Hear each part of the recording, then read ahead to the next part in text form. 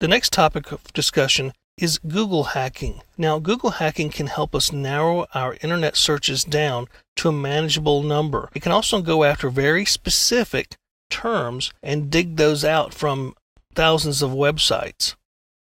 Google hacking, basically the term comes from using Google itself, the popular search engine, to develop more defined, refined queries that return a more narrow set of results for us. Instead of 50,000, we might just get 1,000, for example, and they will be more relevant to what we're really after. We could use multiple search terms in the window in a normal internet search and get back thousands, hundreds of thousands of documents. But most of them will focus either on one particular part of the search term. You'll very rarely see one result back that has every single search term in there.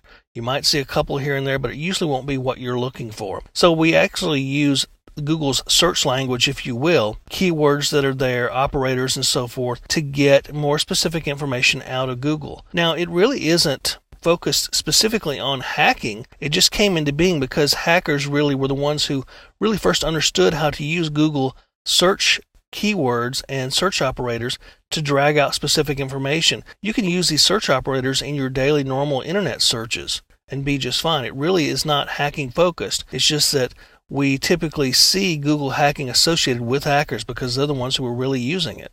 Now, you use these keywords and these operators, and basically they can help you sift through thousands of documents to find very specific information about the search term that you're looking for. And these operators will help you look in web URLs themselves, also in the website titles. They'll help you find directories, sensitive information, and so forth. You can even find particular documents, like find all PDFs on a site, or find all Word docs on a site, for example. Now, basically, you're using these operators to narrow these search results down. And there's a couple out there that we'll talk about. There's all in URL and in URL. And all in URL means I want every single term that I've typed in the search. I want every single URL that has all of those terms. You can also narrow it down to just some of those terms by saying in URL. If I said I want VTC.com, it would find all the pages that had VTC.com in the URL. You can also look in the title of the website. There's all in title and in title. All in title basically gives you the search term in its entirety that's located in the title of the website. And obviously in title has some or parts of the search term in the title of the website itself. So typically you might use a search term and get information back where your search term is located throughout the website. But in title and in URL are very specific in that it has to be in the URL or in the title of the website. And that can help you find things a little bit better. And basically, how these queries are constructed can be a little bit problematic. So that's why we use something called the Google Hacking Database. The Google Hacking Database is hosted in several different sites, and we'll look at one of them in the next session when we do our demo. And basically, it already has search terms built, search terms constructed, such that you could go ahead and build your own term and find the information you're looking for. So you actually get a little help there. There's also a lot of websites out there that show you, that tutor you in how to build these queries. So I would definitely recommend taking a look at those. So the different operators you might have are all in title, which again, all of the search term will be in the title of the website. You also have in title, which means parts of the search term will be in the title, not necessarily all of the search term. You have all in URL and in URL. All in URL means that the entire search term you typed in, and it's usually a URL itself, has to be located in the URL of the target website, whereas in URL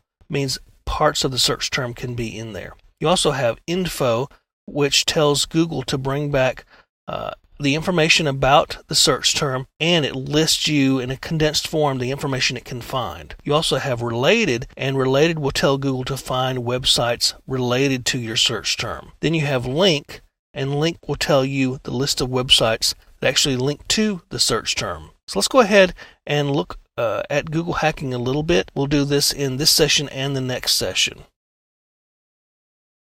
Okay, we're at Google here, and the first thing I want to do is we saw how many web hits we got when we just did a search on VTC or Virtual Training Company. So let's do all in URL, and then you put the colon there, and then your search term, no spaces.